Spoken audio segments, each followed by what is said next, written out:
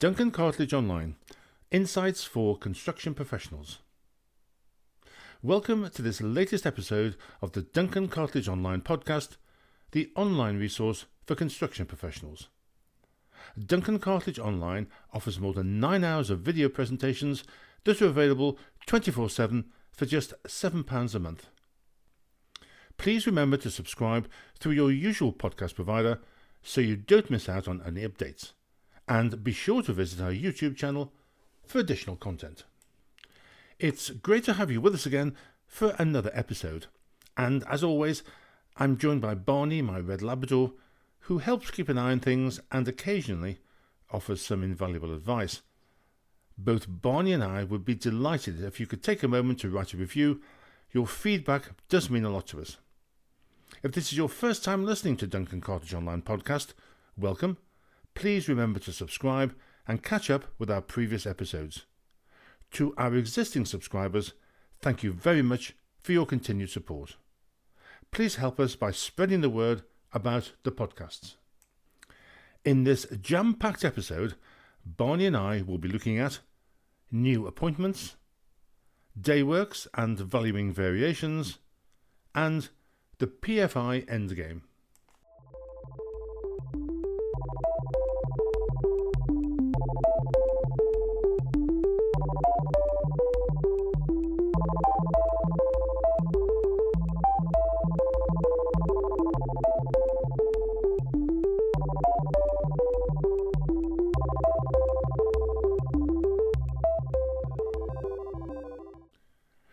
Before we start, you may have heard or remember on a recent podcast my remarks about the motives for property professionals heading off to Cannes every year for MIPIM, including whether RICS members get value for money in shipping staff off to the Côte d'Azur for a week.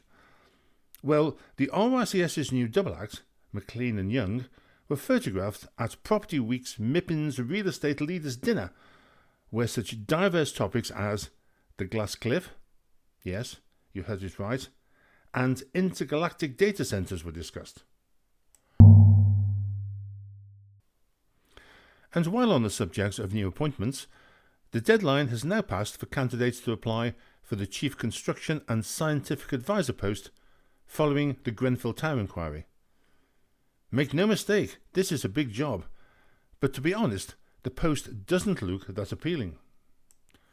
The job description states that the successful candidate will be positioned at the heart of government's efforts to improve the built environment sector. The role is said to offer the potential for significant impact on national policy and community well-being.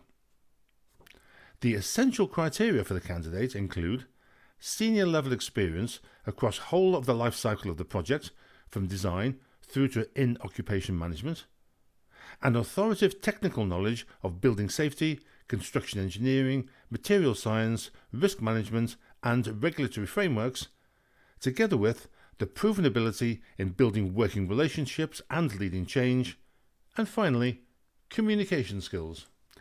Quite how extensive hands-on industry experience and construction engineering fit together, it's a bit difficult to fathom. Looking at the government's advert for the role, it is one as acting as a bridge between government, industry and academia, suggesting a highly complex position requiring the balancing of numerous priorities and managing diverse stakeholders' expectations. So you would assume that an attractive package was on offer to attract the top candidates. Well, think again. The offer is £129,000 a year. Yes, 129,000, not 130.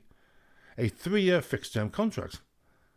Writing and building, Paul Morell, a former advisor to the government on construction, wonders if such a person actually exists and accuses government of trying to get 2 for the price of 1 on the cheap. You know, I think he might have a point. Watch this space. And now moving on to Dayworks and their place in valuing variations or change orders. Valuing changes in quantity or quality of work rarely causes problems, whereas disputes can occur over the disruptive effects caused by variations, which may require comparing timings in the programme. Many contracts provide for the value of the varied work to be agreed before the issue of the instruction. Section 5 of JCT 24 deals with the definition and measurement of variations, including the use of Dayworks. As far as the evaluation of variations is concerned, JCT 24 contains a number of options, which is the widely accepted view for traditionally procured contracts. First, if the work is the same as the original scheme, then bill or schedule rates should be used, and clearly this can be used also for omissions. Next, if the work is similar to the original, then rates based on the original rates can be calculated.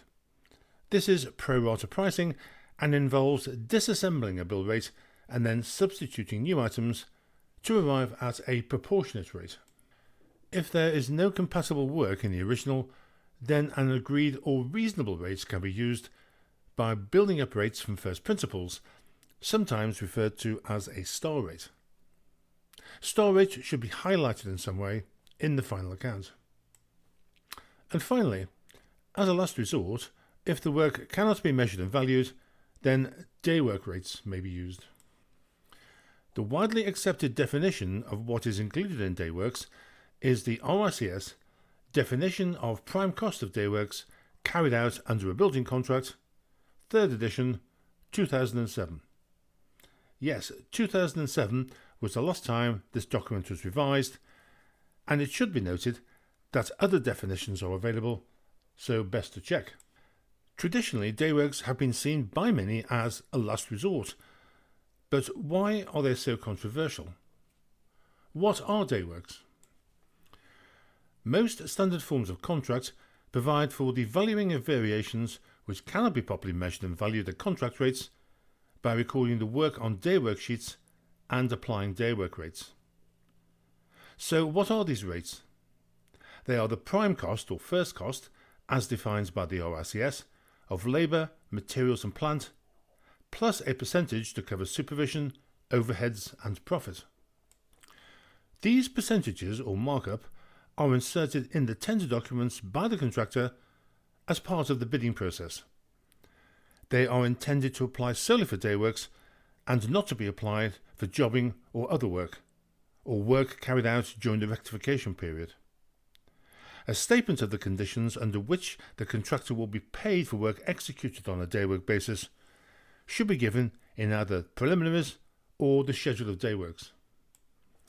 There are two basic options on how daywork rates can be incorporated into the tender documents. Option A, as a percentage addition. Provisional sums are included in the bill of quantities for labour, materials and plant, and incidental costs to which percentage additions, overheads and profit is inserted by the contractor. These sums should be adjusted in the provisional sums account at the final account stage. Option 2, all-inclusive rates. All-inclusive rates are inserted in the tender and incorporated into the contract documentation. These include an allowance for overheads and profit, either fixed for the period of the contract or, if allowed in the contract, subject to an inflation allowance. Well, that doesn't sound so controversial, does it? However, because work priced at daywork rates is greater than bill schedule rates, there is an incentive for contractors and subcontractors to apply these rates to all variations.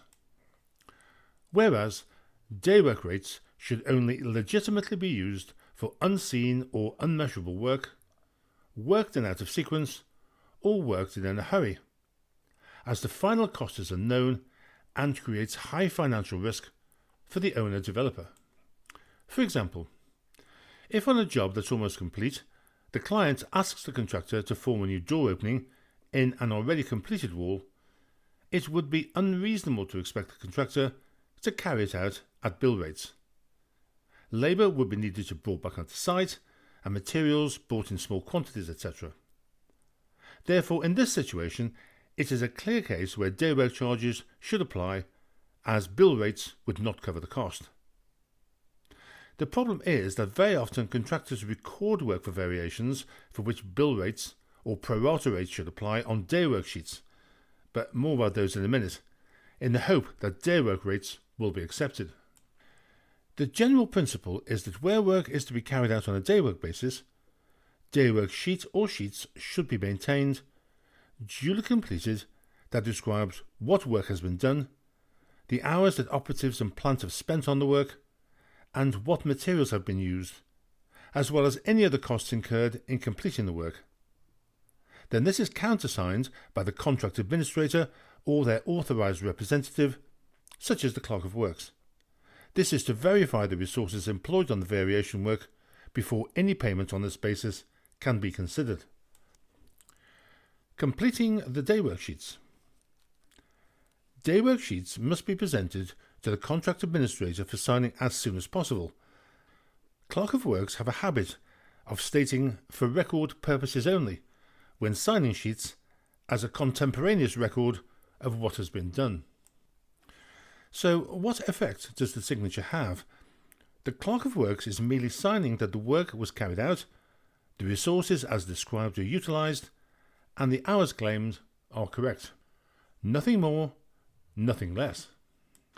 There is no agreement to pay for the work on the daywork sheet unless this has been expressly agreed beforehand, as it may be that work carried out is already covered in the contract and that contract rates may apply. The first thing to remember is that submission of a daywork sheet for varied works does not automatically entitle a contractor to payment on a daywork basis. If the works are substantially the same as the contract work, then works should be valued using contract rates, with the daywork sheets being used as a record only. If it has been agreed that the varied works should be valued as dayworks, and the resources have been agreed by the client's representative, the quantity surveyor has no right to reduce the hours or other resources on the sheet. If the resources detailed on the daywork sheet are disputed by the client's representative, this should be raised when the sheet is submitted so that an accurate record can be agreed. If this does not happen, it is the responsibility of the client's representative to prove the claimed resources are incorrect. There is a risk, therefore, of having to prove at a later stage that the information included on the records is wrong, or otherwise payment will have to be made in full. Dayworks can be a great source of disagreement or even argument. Quantity surveyors generally dislike dayworks, and even some contractors are not keen. But dealt with correctly, they should form a very important part of a strategy for getting paid when changes occur. The QS may argue it isn't a variation, or it should be valued at contract rates, or it should be valued at pro rata rates, or even it should be valued at new rates, using the sheets to establish costs, or any other excuse to avoid paying dayworks in principle. So, what are the pros and cons for using daywork? The positives can be summarised as follows. Flexibility for dealing with unplanned or urgent work. Allows the work to proceed immediately when scope cannot be defined, preventing delays caused by pricing uncertainty. Provides a transparent cost record based on actual labour, plant and materials used on site. Creates an audit trail for valuations, variations and final account negotiations, and reduces speculative pricing by valuing work from verified records rather than assumptions. Now, turning to the cons. Dayworks create an extra layer of administration for the contractor, a heavy reliance on accurate site records, and an increased administrative workload. Costs can escalate quickly if dayworks are overused or poorly controlled. There can be a lack of financial control for the client. Since contractors are paid for the hours worked, they may have less incentive to work quickly, causing clients to worry the projects are being intentionally drawn out. Inadequate supervision may lead to inflated hours or inefficient working practices, and disputes can arise when records are incomplete, unsigned, or retrospectively prepared. Dayworks introduce commercial exposure. Therefore, administrative effort and behavioural risks must be actively managed, especially where controls authorization or documentation practices are weak, or on busy construction projects. And finally, a cautionary tale about the PFI. It appears that the words PFI and controversial are inextricably linked. I've nailed my colours to the PFI mast previously. I'm broadly a fan, but this week there was a story from my hometown, Stoke-on-Trent, about a PFI deal coming to an end. After the rush to PFI in the early 2000s, when it was the only game in town, mini deals will soon be running out. In October 225, after 25 years, a PFI deal to maintain 88 schools in Stoke-on-Trent came to an end. The problem is that £5 million of work still needed to be done, and the company responsible for maintenance entered into voluntary liquidation in December 2025. I wouldn't be surprised if during the coming years there are many more cases of ill preparedness, with public sector providers asking, what next? Well, that's all for this episode. I hope you found it interesting. Thank you for listening right through to the end. Barney and I think your stamina is, well, world class. This has been another episode from Duncan Cartlidge Online.